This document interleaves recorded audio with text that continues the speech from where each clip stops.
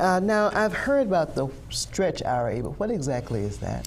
Well, it's not anything special about it except that, you know, we're husband and wife. Okay. All right.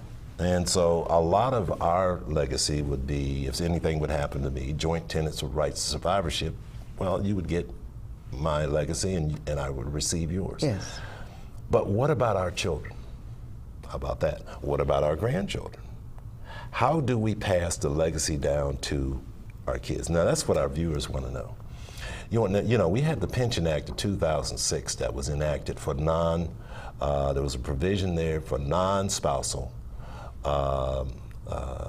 legacies that could be passed on to our kids. Well, it's also referred to, the stretch IRAs are also referred to as the multi-generational IRA. Yes. Here's how it works.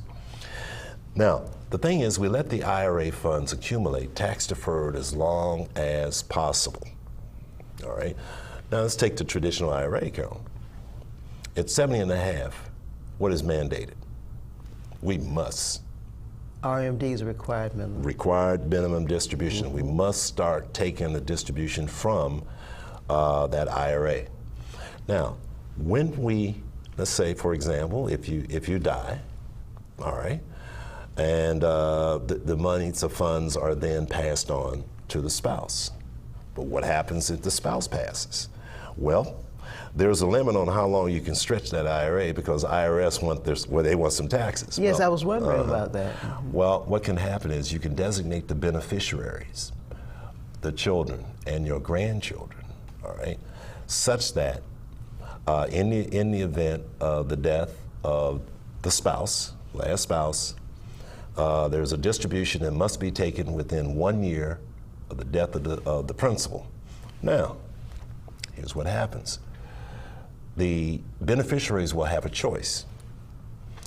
Children or grandchildren, if it passes on, they have a choice of either getting a lump sum, and that would be subject to a lot of federal taxes. You understand, Carolyn? All right. Or receive payments that stretch over their life expectancy. That sounds like a much better way. So therefore you minimize the tax bite, and that is critical.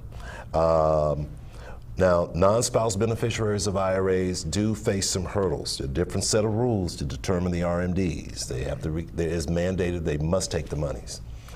But in the event, if we go back to husband and wife, if the husband passed and the wife is not at the age of 70 and a half, you don't have to take your RMD.